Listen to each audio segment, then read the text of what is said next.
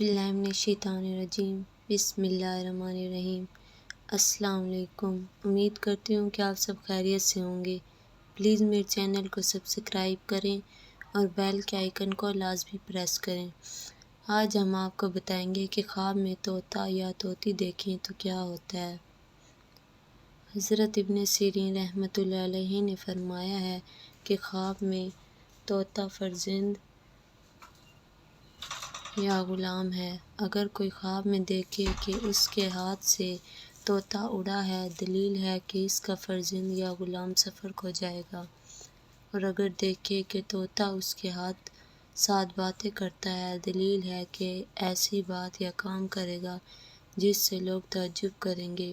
اور مادہ طوطا دوشیزہ لڑکی ہے، اور زمردین رنگ کا طوطا دین کی پاکی پر دلیل ہے یا پارسا غلام ہوگا، اور اگر دیکھیں کہ اس نے مادہ طوطے کو مارا ہے، دلیل ہے کہ کنواری عورت سے شادی کرے گا، اور اگر دیکھے کہ اس کے منہ یا مکھد سے طوطا نکلا ہے، دلیل ہے کہ اس کے فرزند ہوگا، اس کی شان میں بڑی باتیں کہا کرے گا۔ حضرت جعفر صادق رحمۃ اللہ علیہ نے فرمایا ہے کہ خواب میں طوطا دیکھنا 3 وجہ پر ہے: فرزند اور غلام، کنواری لڑکی، فارسی شاگرد۔